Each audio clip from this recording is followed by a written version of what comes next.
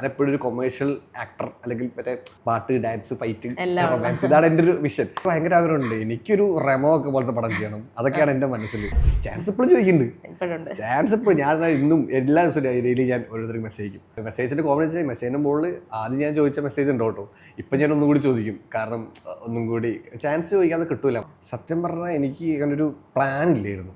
ഒരു പ്ലാനും ഇല്ലായിരുന്നു. കാരണം എനിക്ക് അറിയില്ല, ഞാൻ ഒരു മൊമെന്റിലാണ് ഞാൻ ആക്ടർ ആവണം എന്നുള്ള ഒരു പാഷൻ എവിടെ നിന്നായിരുന്നു സ്റ്റാർട്ട് ചെയ്തത്? സിനിമ കണ്ടിട്ട് ചെറുപ്പത്തിൽ അടി ഉണ്ടാക്കണം. ഞാൻ മറ്റേ ആക്ഷൻ മറ്റേ സൗണ്ട് ഒക്കെ ഉണ്ടായിട്ടാണ് അടിക്കുക പണ്ടത്തെ പോലെ. അപ്പോൾ അന്ന് എനിക്ക് സിനിമ ഒരു ഭയങ്കരമായിട്ട് ഉള്ളിലുള്ള. അപ്പം അങ്ങനെയാണിത് എൻ്റെ ഒരു ജേണിയിൽ പോണ എൻ്റെ കൂടെ ഈ സിനിമ അങ്ങനെ വന്നു.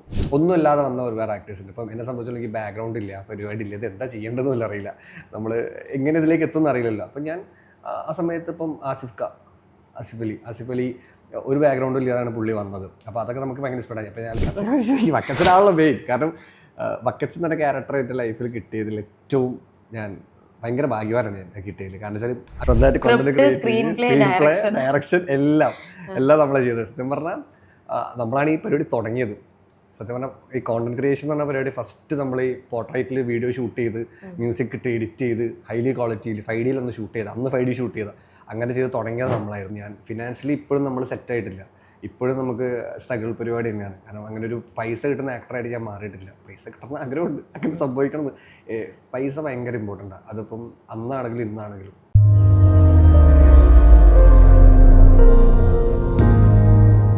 സിനിമാ പ്രാന്തിൽ നിന്ന് കൂടെ ഉള്ളത് ഉണ്ണിലാലു ആണ്. Unnilalu, welcome to cinema Prant. Thank you. ഇപ്പം ടിക്ടോക്കിൽ നിന്ന് സ്റ്റാർട്ട് ചെയ്തു. അവിടെ നിന്നും content creation, short films, junior artist and cinema. ഇപ്പം മെയിൻ ലീഡ് ക്യാരക്ടറായിട്ട് ചെയ്യാൻ പോകുന്നു. അപ്പം ആദ്യം എനിക്ക് ചോദിക്കാനുള്ള ഈ ഒരു യാത്ര, ഒരു ആക്ടർ എന്ന രീതിയിലുള്ള ഒരു യാത്ര എങ്ങനെയുണ്ട്? നല്ല രസമുണ്ട്. അല്ല, സത്യം പറഞ്ഞാൽ ഭയങ്കര സന്തോഷമുണ്ട് ഈ മൊമെൻറ്റിൽ. ഇപ്പോൾ ഇവിടെ ഇരിക്കാൻ പറ്റിയില്ലാണെങ്കിലും ഇപ്പം എല്ലാവരും നമ്മളോട് സംസാരിക്കുന്നതാണെങ്കിലും ഇപ്പം പറഞ്ഞ പോലെ ഈ ഒരു ജേണി ഞാനും ഇപ്പം കുറച്ച് ദിവസമായിട്ട് ഇങ്ങനെ റിയലൈസ് ചെയ്തുകൊണ്ടിരിക്കുക. വല്ലാത്തൊരു ജേണി ആയിരുന്നല്ലോ, അല്ലെങ്കിൽ ഇപ്പോഴാണല്ലോ എനിക്കൊരു അല്ലെങ്കിൽ ഒരു സക്സസ്, അല്ലെങ്കിൽ ഒരു എനിക്കിങ്ങനെ ഓക്കെ ഞാനൊരു സിനിമ ചെയ്തു, അത് ഹിറ്റായി, അല്ലെങ്കിൽ പുതിയ സിനിമ ഇപ്പം ഇറങ്ങാൻ പോകണു, പറഞ്ഞ ഒരു ഹീറോ ആയിട്ട് പടം ചെയ്യാൻ പോകണു. അപ്പം ഭയങ്കര സന്തോഷമുണ്ട്. പറന്ന് ചെല്ല അതാണ് ഇപ്പം ഹീറോ ആയിട്ട് ചെയ്യാൻ പോകുന്ന സിനിമ. സോ ആ സിനിമയുടെ വിശേഷങ്ങൾ എന്തൊക്കെയാണ് പറയാനുള്ളത്? അതെന്ന് പറഞ്ഞാൽ കുഞ്ഞി പടം, ചെറിയൊരു പടമാണ്, കുഞ്ഞി പടമാണ്. പാലക്കാടുള്ള ഈ പാലക്കാട് നാട്ടുമ്പുറവും അവിടെ താമസിക്കുന്ന കുറച്ച് സാധാരണക്കാരൻ ആൾക്കാരും ഒക്കെയുള്ളൊരു ചെറിയൊരു പടമാണ്. അതൊരു ഫാമിലിയാണ്, ഫാമിലി പടമാണ്. അപ്പം അതേപോലെ തന്നെ റൊമാൻസ് ഉണ്ട്. എല്ലാം ടോട്ടലി ഒരു കൊമേഴ്ഷ്യലായിട്ടുള്ള ഭയങ്കര ചില്ലായിട്ടുള്ള നല്ലൊരു കുഞ്ഞി പടമാണ് പറഞ്ഞു പറഞ്ഞത്. പിന്നെ ഫാമിലിക്കാണ് കൂടുതൽ കുറച്ചും കൂടി കണക്ട് ചെയ്യാൻ പറ്റും. കാരണം കുറേ ഫാമിലി ആയിട്ടുള്ള കുറേ ഇമോഷൻസ്, അല്ലെങ്കിൽ നമ്മളെ വീട്ടിൽ നടക്കുന്ന കുറേ കാര്യങ്ങളൊക്കെ അതിൽ ഭയങ്കര ഒരു വേറൊരു രീതിയിൽ അവതരിപ്പിച്ചിട്ടുണ്ട്. പിന്നെ അതിലെ ആക്ടേഴ്സ് നമ്മൾ ഒരുപാട് ഇഷ്ടപ്പെടുന്ന സിദ്ധാർത്ഥേട്ടനുണ്ട്, പിന്നെ കുട്ടേട്ടനുണ്ട്, പിന്നെ സജിൻ ചെറുകയിൽ, അങ്ങനെ ഒരുപാട് ആർട്ടിസ്റ്റ് ഉണ്ട്. സത്യം പറഞ്ഞാൽ എനിക്കൊന്നും പിന്നെ കുറേ ആർട്ടിസ്റ്റുകളുണ്ട്. സത്യം പറഞ്ഞാൽ ഒരുപാട് ലേഡീസ് ഉണ്ട് അതിൽ. സത്യം പറഞ്ഞാൽ ഒരുപാട് എനിക്കൊന്ന് ഞാൻ ഇത്രയും ഒരു സ്ത്രീ കഥാപാത്രങ്ങളുള്ള സിനിമ വളരെ ഇത് തന്നെയായിരിക്കും. ഇതിലെ നായകനായിട്ട് വിളിച്ചത് എങ്ങനെയായിരുന്നു? ആ ഒരു എൻട്രി എങ്ങനെയായിരുന്നു? അതായത് സത്യം പറഞ്ഞാൽ ഇതിൽ ഫസ്റ്റ് ഞാൻ നായകനായിരുന്നില്ല, ഞാനിതിൽ കൂട്ടുകാരൻ്റെ വേഷമായിരുന്നു. നമ്മളിപ്പോൾ അങ്ങനെയുള്ള കൂട്ടുകാരൻ. അപ്പം ആ സമയത്ത് ഇത് ഫസ്റ്റ് പടം സ്റ്റാർട്ട് ചെയ്തു, പിന്നെ ഇത് ഡ്രോപ്പായി. മീൻസ് ഇതെന്തോ പ്രൊഡക്ഷൻ കാരണം ഇത് നിർത്തി. ആ സമയത്ത് ഞാൻ കൂട്ടുകാരനായിട്ട് അഭിനയിക്കുന്നത്, വേറൊരു ആക്ടറായിരുന്നു ഹീറോ ആയിട്ട്. ദെൻ കുറേ കഴിഞ്ഞു, രേഖ ഇറങ്ങി, അങ്ങനെ കഴിഞ്ഞപ്പോൾ ആണ് എനിക്ക് വീണ്ടും ഡയറക്ടർ ജിഷ്ണു എന്നെ വിളിച്ചിട്ട് പറഞ്ഞു, ബ്രോ നമുക്കത് ലീഡായിട്ട് ചെയ്യാൻ പറ്റുമോ? അപ്പോൾ ഞാൻ പറഞ്ഞു നമുക്കിപ്പോൾ എന്താ ലീഡായിട്ട് ചെയ്തുകൊണ്ട് ഞാൻ പറയാൻ ചെയ്യാമെന്ന് പറഞ്ഞ് അങ്ങനെയാണ് അതിലേക്ക് ഞാൻ റീപ്ലേസ്മെന്റ് ചെയ്ത് മുകളിലേക്ക് കയറിയത്. ഈ ഒരു 16 വർഷത്തെ ഒരു ജേർണി, അത് കുറച്ച് ഇന്റർവ്യൂസിലാണെങ്കിലും പറഞ്ഞു ഒരു ആക്ടർ ആവാൻ വേണ്ടി. ഇപ്പം നമുക്കറിയാം, ഇപ്പം ജോജു ചേട്ടൻ, അതുപോലെ വിജയ് സേതുപതി, ഇവർ 8 വർഷവും 16 വർഷവും ഒക്കെ സിനിമയിൽ തന്നെ ജൂനിയർ ആർട്ടിസ്റ്റായിട്ട് നിന്നു. അതിനുശേഷമാണ് അവരൊരു വലിയൊരു നടൻ എന്ന രീതിയിൽ അറിയപ്പെടാനായിട്ട് തുടങ്ങി. അപ്പോൾ ഉണ്ണി ഈ ഒരു യാത്ര സ്റ്റാർട്ട് ചെയ്ത ടൈമിൽ ഒരു ആക്ടർ ആവണം എന്ന് തീരുമാനിച്ച സ്റ്റേജിൽ നമ്മുടെ ഫ്രണ്ടിലുള്ള 2 ഓപ്ഷൻസ്, ഒന്നെങ്കിൽ പെട്ടെന്ന് ഒരു സക്സസ്ഫുൾ ആക്ടർ ആകും, അല്ലെങ്കിൽ ഒരു സ്ട്രഗ്ലിങ് ആക്ടർ. സ്ട്രഗിൾ ചെയ്ത് അറ്റ് ദി എൻഡ് ഒരു ആക്ടർ ആയിരിക്കും. അപ്പോൾ സ്റ്റാർട്ടിങ്ങിൽ എന്തായിരുന്നു മനസ്സിൽ? പെട്ടെന്ന് ആക്ടർ ആകും, അല്ലെങ്കിൽ ഇത്ര വർഷത്തിനോട് വളരെ ചെറിയ സമയത്തിനുള്ളിൽ തന്നെ ആക്ടർ ആകും എന്ന് സ്റ്റാർട്ടിങ്ങിൽ മനസ്സിലുണ്ടായിരുന്നോ? സത്യം പറഞ്ഞാൽ എനിക്ക് അങ്ങനൊരു പ്ലാൻ ഇല്ലായിരുന്നു, ഒരു പ്ലാനും ഇല്ലായിരുന്നു. കാരണം എനിക്ക് അറിയില്ല, ഞാൻ ഒരു മൊമെൻറ്റിലാണ് എനിക്ക് ആഗ്രഹം ഫുൾ ടൈം ഉണ്ട്. നമ്മൾ ഓഡീഷൻസിന് പോകണു, അവിടെ പോകണു, ഇവിടെ പോകണു, അന്ന ആൾക്കാരെ പോയി കാണുന്നു, മീറ്റ് ചെയ്ത് സംസാരിക്കുന്നു, ഇങ്ങനെ ചാൻസ് ചെയ്തുകൊണ്ടിരിക്കുക, ചാൻസ് ഇങ്ങനെ അന്വേഷിച്ച് നടന്നുകൊണ്ടിരിക്കുക. പിന്നെ ഒരു മൊമെൻറ്റിലാണ് എനിക്ക് തോന്നിയത് ഇത് മൊത്തത്തിൽ ഞാൻ, അതായത് ഒരു റിസ്ക് എടുക്കാം, ലൈഫിൽ സിനിമ നടനാവണം എന്നൊരു ആഗ്രഹം മാത്രം ഉള്ളിൽ വെച്ചിട്ട് ഞാൻ എൻ്റെ ജോലിയൊക്കെ റിസൈൻ ചെയ്ത് ടക്കുന്ന് എടുത്ത ഡിസിഷനാണ്. അപ്പടി പറഞ്ഞാൽ പെട്ടെന്നാവുമെന്ന് എനിക്കറിയാം. അപ്പോൾ ഞാൻ ഇങ്ങനെ എനിക്ക് കിട്ടിയ ഓപ്പർച്യൂണിറ്റീസ് ഒക്കെ ഞാൻ യൂസ് ചെയ്തു. എല്ലാ ഓപ്പർച്യൂണിറ്റി ഇപ്പോൾ കുഞ്ഞു പരിപാടികൾ വരെ ഞാൻ യൂസ് ചെയ്തു. ഇപ്പോൾ ഷോർട്ട് ഫിലിംസ് എന്നെ എനിക്ക് മെയിൻ ഷോർട്ട് ഫിലിംസ് ഒക്കെ ഞാൻ ആസ് ആൻ ആക്ടർ. അപ്പോൾ ആദ്യം ടിക്ടോക്ക് ചെയ്തുകൊണ്ട സമയത്ത് കുറേ പേര് ടിക്ടോക്കിൽ ഞാൻ അന്ന് കണ്ടന്റ് വീഡിയോ ചെയ്തുകൊണ്ടിരുന്നത്. ആ സമയത്തും നമ്മളെ വീഡിയോസ് എല്ലാവർക്കും ഇഷ്ടമായിരുന്നു. പക്ഷേ അവിടെയും നെഗറ്റീവ് പറയുന്ന ഒരുപാട് ആൾക്കാരുണ്ടായിരുന്നു. എന്തിനാ അങ്ങനത്തെ വീഡിയോസൊക്കെ ചെയ്യുന്നത്, അത് ചെയ്യുന്നത്. അത് കഴിഞ്ഞ് കുറച്ച് കഴിഞ്ഞപ്പോൾ ഫ്രീഡം ഫൈറ്റ് എന്ന് പറഞ്ഞ പടം ചെയ്തു. അപ്പോഴാണ് ആ ഒരു സംഭവം മാറി ഇപ്പം ഓക്കെ ആയി. പിന്നെ റിസ്ക് എന്ന് പറഞ്ഞിട്ട് കാശില്ലാത്ത ഭയങ്കര ഒരു ബുദ്ധിമുട്ടുണ്ടായിരുന്നു. അപ്പം ഞാനൊരു മൊമെൻറ്റിൽ റിസ്ക് എടുത്തുകൊണ്ടായിരിക്കും. പിന്നെ ഞാൻ ചോദിച്ച മാതിരി ഞാൻ ഒരുപാട് എന്താ പറയുക പ്ലാൻ ഇല്ലാതെ മുമ്പോട്ട് പോയിട്ടുണ്ട്. നടനാവണം എന്നുള്ളൊരു പ്ലാൻ മാത്രമേ എൻ്റെ ഉള്ളിൽ ഉണ്ടായിരുന്നുള്ളൂ. ഈ ഒരു ആക്ടർ ആവണം എന്നുള്ള ഒരു പാഷൻ എവിടെ നിന്നായിരുന്നു സ്റ്റാർട്ട് ചെയ്തത്? സിനിമ കണ്ടിട്ട് പണ്ട് തൊട്ടേ സിനിമ ആണ് എനിക്ക് ഭയങ്കര ഇഷ്ടം. കാരണം ചെറുപ്പത്തിൽ നമ്മൾ തിയേറ്ററിൽ പോവുകയാണെങ്കിലും ചേട്ടന്മാരൊക്കെ ഉണ്ട്, കസിൻസൊക്കെ ഉണ്ട്. അപ്പോൾ ഇവരൊക്കെ സിനിമ കാണുമ്പോൾ എന്നെ വിളിച്ചു കൊണ്ടുപോകും. അങ്ങനെ നമ്മൾ കണ്ട് ഇതിനോടൊരു ഭയങ്കരമായിട്ടുള്ളൊരു ഇഷ്ടം വന്നു ഈ സംഭവത്തിനോട്, സിനിമയോട്. അതിങ്ങനെ ആ ചെറുപ്പത്തിലേ ഉള്ളൂ. ഇപ്പോൾ നമ്മൾ ഇപ്പോൾ ഡാൻസ് കല്യാണ വീട്ടിൽ ഡാൻസ് കളിക്കുകയാണെങ്കിലും ഫ്രണ്ട്സായിട്ട് ചെറുപ്പത്തിൽ അടി ഉണ്ടാക്കണം. ഞാൻ ആക്ഷൻ സൗണ്ടൊക്കെ ഉണ്ടായിട്ടാണ് അടിക്കുക പണ്ടത്തെ പോലെ. അപ്പോൾ അന്ന് എനിക്ക് സിനിമ ഒരു ഭയങ്കരമായിട്ട് ഉള്ളിലുള്ള. അപ്പം അങ്ങനെയാണിത് എൻ്റെ ഒരു ജേണിയിൽ പോണ എൻ്റെ കൂടെ ഈ സിനിമ അങ്ങനെ വന്നു. ഞാൻ അറിയാതെയാണ് ഞാൻ ഈ സിനിമയിലേക്ക് ഇഷ്ടപ്പെട്ടതും സിനിമ വന്നതും. അന്ന് മുതലേ എനിക്ക് ആഗ്രഹമുണ്ട്. ഒരു ഇൻസ്പിറേഷൻ ആയിട്ട് വെച്ചിട്ടുള്ള ഏതെങ്കിലും ഒരു ആക്ടർ ഉണ്ടാകുമല്ലോ? അത് ആദ്യം ഞാൻ അങ്ങനെ ഒരു ഇൻസ്പയർഡ് ആയിട്ടൊന്നും ആരും ലാലേട്ടൻ, അതാണ് ലാലേട്ടനാണ് നമ്മൾ എപ്പോഴും കാണാറ്. നമുക്ക് ഇഷ്ടമുള്ളത് ഇൻസ്പിറേഷൻ എന്ന് പറഞ്ഞാൽ ഇപ്പം ഒരുപാട് ആക്ടേഴ്സ് ഇപ്പം സ്ട്രഗിൾ ഒന്നും ഇല്ലാതെ വന്ന ഒരുപാട് ആക്ടേഴ്സ് ഉണ്ട്. ഇപ്പം എന്നെ സംബന്ധിച്ചുള്ള എനിക്ക് ബാക്ക്ഗ്രൗണ്ട് ഇല്ല, പരിപാടി ഇല്ല, ഇത് എന്താ ചെയ്യേണ്ടതെന്നില്ല അറിയില്ല, നമ്മൾ എങ്ങനെ ഇതിലേക്ക് എത്തുമെന്ന് അറിയില്ലല്ലോ. അപ്പം ഞാൻ ആ സമയത്ത് ഇപ്പം ആസിഫ് അലി ഒരു ബാക്ക്ഗ്രൗണ്ടും ഇല്ലാതാണ് പുള്ളി വന്നത്. അപ്പോൾ അതൊക്കെ നമുക്ക് ഭയങ്കര ഇഷ്ടമായി. അപ്പോൾ ഞാൻ പുള്ളി എന്താ പറയുക നമ്മുടെ ഇതേപോലെ തന്നെ ആങ്കറായിട്ട് വന്നു. അതിനുശേഷം പുള്ളി ആക്ടർ, ഇപ്പോൾ പുള്ളി ഭയങ്കര സക്സസ്ഫുൾ ആക്ടറായിരുന്നു. അപ്പോൾ അത് പുള്ളിയൊക്കെ ഭയങ്കര ഇൻസ്പയർഡ് ആയിരുന്നു എനിക്ക്. പിന്നെ തമിഴിൽ പറഞ്ഞ പോലെ വിജയ് സേതുപതി, ശിവകാർത്തികേയൻ, ഇവരൊക്കെ ഇൻസ്പയർഡ്. കാരണം നമ്മളെപ്പോഴും ആലോചിക്കുന്നത് ഒന്നുമില്ലാതെ വരുന്ന ആരാ, അതല്ല നമ്മൾ ആലോചിക്കുക. അപ്പം ഞാൻ അങ്ങനെ ഇൻസ്പയർഡ് ആയത് ഈ ആളുകളൊക്കെയാണ് ഞാൻ കൂടുതൽ ഇൻസ്പയർഡ് ആയിട്ട് മനസ്സിൽ കണ്ടിരുന്നത്. ഇപ്പൊ വക്കച്ചൻ എന്ന് പറയുന്ന ക്യാരക്ടർ ഉണ്ടെങ്കിൽ തന്നൊരു ബ്രേക്ക്, അത് എനിക്കൊന്ന് സിനിമയില് സ്ക്രീൻ ടൈം കുറവാണെങ്കിലും ആ ഒരു ക്യാരക്ടറിന്റെ ഇമ്പാക്ട് വളരെ വലുതാണ്.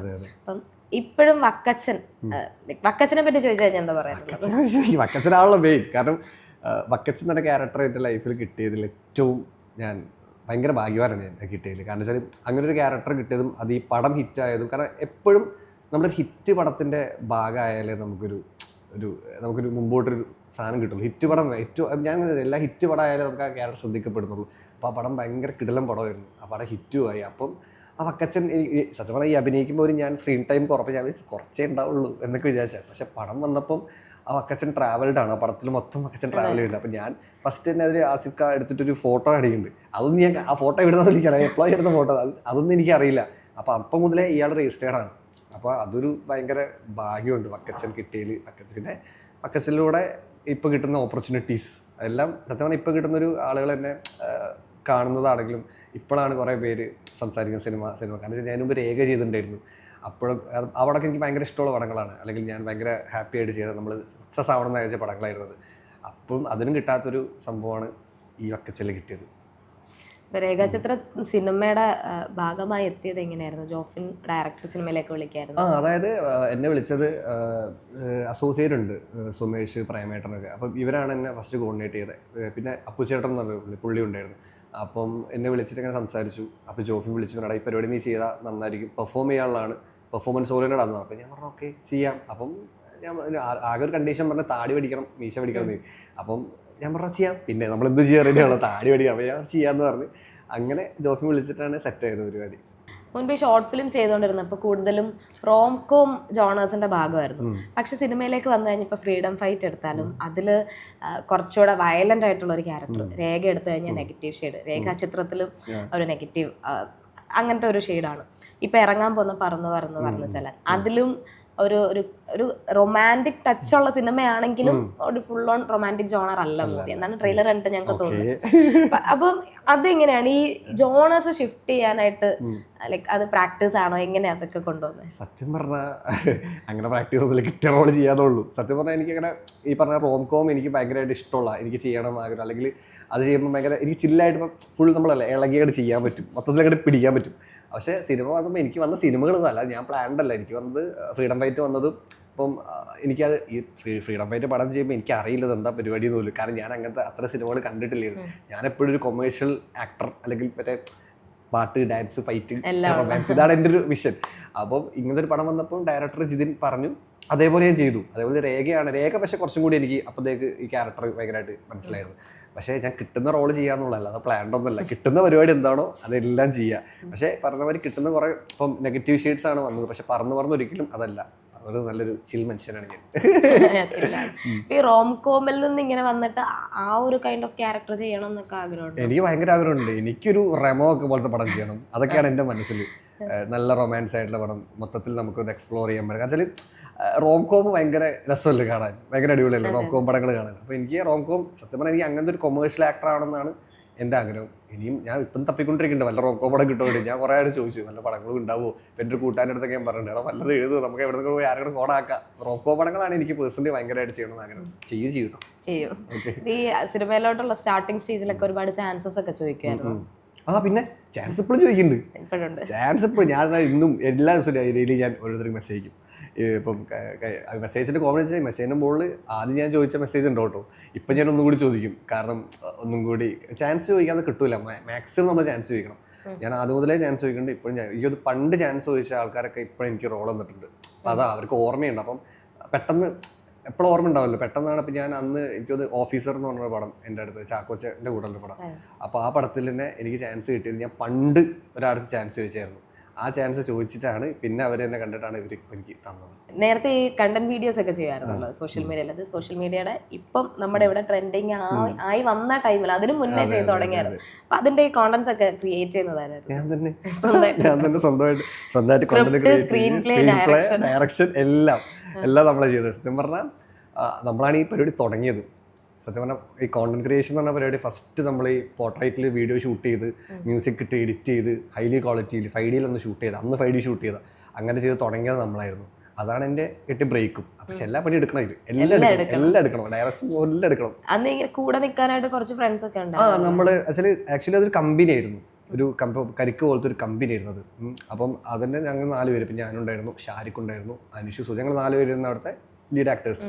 സോ നമ്മളെല്ലാവരും ഡെയിലി ഷൂട്ട് ചെയ്യും. ഡെയിലി എല്ലാവരും ഷൂട്ട് ചെയ്യണം. ഡെയിലി നമുക്കൊരു ടൈം ഇത്ര ഒരു 1-2 hours നമുക്ക് തരും. ഈ 2 മണിക്കൂറിൽ നമ്മളൊരു കണ്ടന്റ് ഷൂട്ട് ചെയ്ത് എഡിറ്റ് ചെയ്ത് സെറ്റ് ചെയ്ത് കൊടുക്കണം. ഇൻവെസ്റ്റേഴ്സ് ഉണ്ടായിരുന്നു. അതൊക്കെ ഇൻവെസ്റ്റേഴ്സ് ഒക്കെ വേറെ ആൾക്കാരായിരുന്നു. പക്ഷെ എല്ലാവരും വിചാരം ഞങ്ങൾ ഒരു ഫ്രണ്ട്സ് ആയിട്ട് തുടങ്ങിയ പരിപാടി അല്ലെങ്കിൽ കൂട്ടുകാരായിട്ട് ചെയ്യുന്ന പരിപാടി. പക്ഷേ അങ്ങനെയായിരുന്നു, ഒരു പ്രോപ്പർ ചാനലായിരുന്നു അത്. പക്ഷെ അന്നേ വലിയൊരു ഫാൻ ബേസ് ഒക്കെ നിങ്ങൾക്ക് ഉണ്ടായിരുന്നു.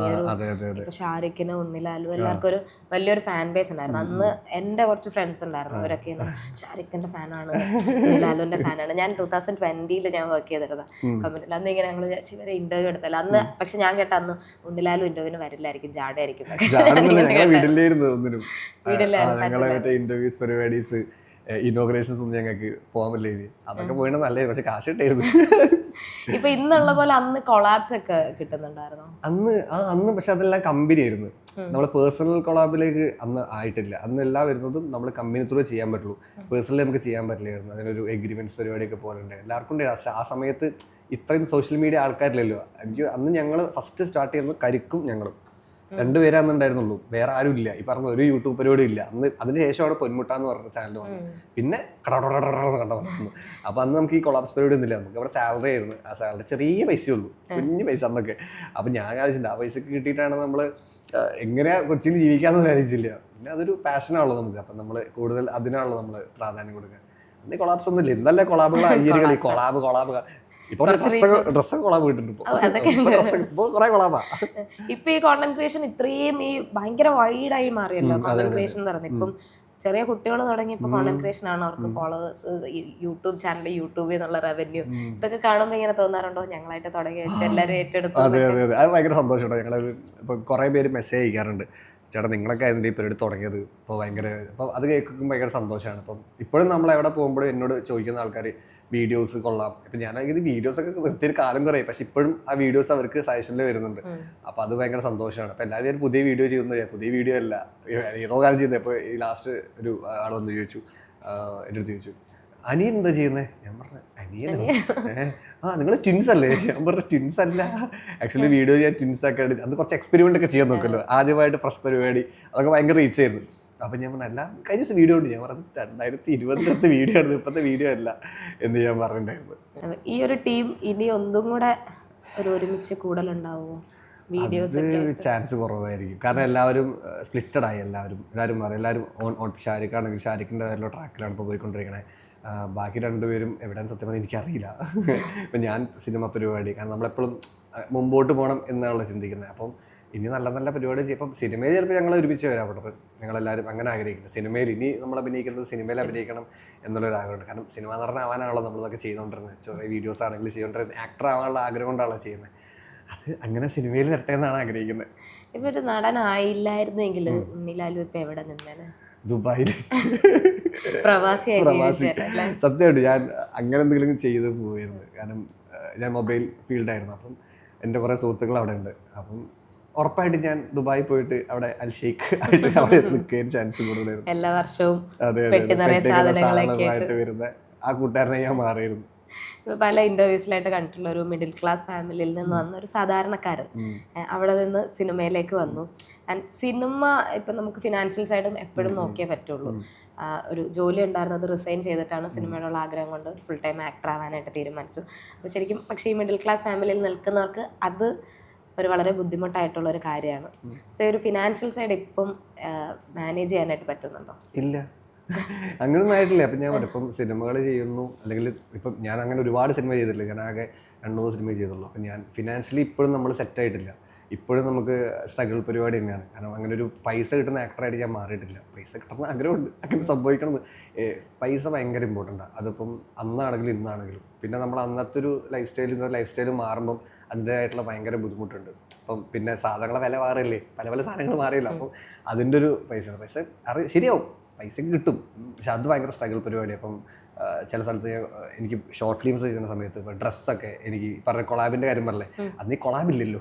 അപ്പം ഡ്രസ്സൊക്കെ ഞാൻ വീഡിയോസിലൊക്കെ സെയിം ഷർട്ട്സ് ഇട്ട് കഴിയുമ്പോൾ എൻ്റെ ഒരു കൂട്ടുകാരൻ റഫീഖ് ഉണ്ട്, അവൻ വിളിച്ചിട്ട്, അവരൊരു തുണിയുടെ കട, അപ്പോൾ അവനെ വിളിച്ചിട്ട് കുറച്ച് ഡ്രസ്സ് ചെയ്യാൻ തരാം, ഈ സെയിം ഡ്രസ്സ് എൻ്റെ വീഡിയോയിലിട്ട് അവൻ കുറേ ടീഷർട്ട്സും കുറേ പാൻറ്റൊക്കെ തന്നു. പിന്നെ കുറേ സുഹൃത്തുക്കളൊക്കെ ഉള്ളതുകൊണ്ട് ജീവിച്ചു പോടും സത്യം പറഞ്ഞാൽ. പക്ഷെ ഇപ്പം മച്ച് ബെറ്ററാണ്. അതേപോലെ അതിലും മാറിയിട്ടുണ്ട്, അതിലും മാറ്റമുണ്ട്. പക്ഷെ ഇനിയും ശരിയാവാനുണ്ട്. നമുക്ക് EMI ഒക്കെ കിടപ്പല്ലേ, എത്ര EMI ഉണ്ട്. ഈ സിനിമയിലേക്ക് ആദ്യം ഇറങ്ങിയപ്പോൾ വീട്ടിൽ നിന്നുള്ള റെസ്പോൺസ് എങ്ങനെയായിരുന്നു? വീട്ടിൽ നിന്ന് ഓക്കെ ആയിരുന്നു. കാരണം വെച്ചാൽ അവർക്ക് ഓൾറെഡി അറിയാം എനിക്ക് സിനിമ ഭയങ്കര ഇഷ്ടമാണെന്ന് അറിയാം. അപ്പം അവരാണെങ്കിലും സപ്പോർട്ട് ഒരു നമുക്കൊരു ഇപ്പം നീ ചെയ്യണ്ട പോണ്ട എന്നുള്ള പറയുന്നില്ല, അത് പറഞ്ഞില്ല, അതാണ്. അല്ലാതെ വേറെ ഫിനാൻഷ്യലൊന്നും വീട്ടിൽ സപ്പോർട്ട് ചെയ്യാൻ പറ്റില്ല. കാരണം വീട്ടിൽ തന്നെ അവരുടെ കഷ്ടപ്പെട്ട് ഒരു ഫിനാൻഷ്യൽ സപ്പോർട്ടൊന്നുമില്ല. അപ്പം അതൊരു മെൻ്റലി നമുക്കത് ഓക്കെ ആയിരുന്നു. വീട്ടുകാർ നമ്മളെ നോ പറയുന്നില്ലല്ലോ, അവർ നമ്മുടെ കൂടെ ഉണ്ടല്ലോ എന്നുള്ളൊരു പരിപാടി ഉണ്ടായിരുന്നു. അത് ഭയങ്കര സന്തോഷം. രേഖാചിത്രം കണ്ടു കഴിഞ്ഞപ്പോൾ അവർ ഭയങ്കര ഹാപ്പിയാണ്. കാരണം ഇപ്പം ഞാൻ നടനാണെങ്കിലും നാട്ടിൽ നോക്കുമ്പോൾ ആളുകൾക്ക് മറ്റേ എന്താ പറയുക അറിയില്ലല്ലോ. അപ്പം എല്ലാവരും ചോദിക്കും, ഇപ്പം ഞാൻ നാട്ടിൽ എപ്പോഴും ചോദിക്കുന്നത് മറ്റേ ആരോടെ അഭിനയിക്കുന്നത് അങ്ങനെ ചോദിക്കുന്നത് നാട്ടുകാർ ഉള്ളിലാണ് ആളുകൾ. അപ്പം പറയാം ആസിഫ് അലീൻ്റെ പടത്തിലുണ്ട്, അല്ലെങ്കിൽ ചാക്കോച്ചൻ പടത്തിലുണ്ട് എന്ന് പറയാൻ വേണ്ടി സന്തോഷം. അതിപ്പം അച്ഛനാണെങ്കിലും ഒക്കെ ഭയങ്കര പ്രൗഡാണ്. വീട്ടിൽ എല്ലാവർക്കും ഭയങ്കര ഹാപ്പിയാണ് ആ ഒരു കാര്യം. കാരണം എല്ലാവരും കണ്ടല്ലോ സിനിമ. ഈ സിനിമ കാണാത്ത ആളുകൾ കുറവാണ്. രേഖാചിത്രം എല്ലാവരും കണ്ടതുകൊണ്ട് അതൊരു പ്ലസ്സായി. ഉണ്ണിയുണ്ട്. പക്ഷെ ഒരു പ്രശ്നം വെച്ചാൽ ചിലർക്ക് മനസ്സിലാവില്ല, അതാണ് വേറെ പ്രശ്നം. ക്ലീൻഷേവാണ്. ഞാൻ ഇന്നലെ ഫോട്ടോ ഇട്ടിട്ട് പക്കച്ചനാണ്. അതെ നോക്കിയായിരുന്നല്ലേ? അപ്പൊ നോക്കിയപ്പോ തന്നെയാണ് ഇൻസ്റ്റാഗ്രാമിൽ ഈ ഹൈലൈറ്റ് ഇട്ടേക്കുന്നത്. ചാക്കോച്ചൻ എന്ന് പറഞ്ഞൊരു ഹൈലൈറ്റ് തന്നെ സ്റ്റാർട്ട് ചെയ്തത്. ഒന്ന് ചാക്കോച്ചന്റെ അടുത്തൊരു ഫോട്ടോയും പിന്നെ ഒരു ഗ്രൂപ്പ് സെൽഫിയാണ്. വേറെ ആരുടെയും പേരിൽ ഞാൻ അങ്ങനെ ഹൈലൈറ്റ് കണ്ടില്ല. ചാക്കോച്ചൻ ഫാൻ ആയതുകൊണ്ട് അങ്ങനെ. ചാക്കോച്ചന് കുറെ ഫോട്ടോ അപ്ലോഡ് ചെയ്യാറുണ്ട് ഒരുപാട്. കാരണം ചാക്കോച്ചന് വർക്ക് ചെയ്യാൻ ഭയങ്കര രസമാണ്. പുള്ളി ഭയങ്കര ഫോട്ടോ എടുക്കും. അപ്പം അന്ന് കുറേ ഫോട്ടോസ് എടുത്ത് കുറേ വീഡിയോസ് ഒക്കെ എടുത്തിട്ടുണ്ട്. അപ്പോൾ എനിക്ക് അതൊന്നും അപ്ലോഡ് ചെയ്യാൻ, കാരണം ഞങ്ങൾ മറ്റേ ലുക്കിലാണ്, മീൻസ് ആ കോസ്റ്റ്യൂം ലുക്ക് അതൊന്നും അപ്ലോഡ് ചെയ്യാൻ പറ്റില്ല. അപ്പം പുള്ളി ആ ഫോട്ടോ എടുത്ത് എനിക്ക് ഭയങ്കര ഇഷ്ടമായി. ആ ഫോട്ടോ നല്ല രസമുണ്ട്. അപ്പോൾ ആദ്യമായിട്ടാണ് സെലിബ്രിറ്റിക്ക് നമ്മൾ ഫോട്ടോ എടുക്കുന്നത്.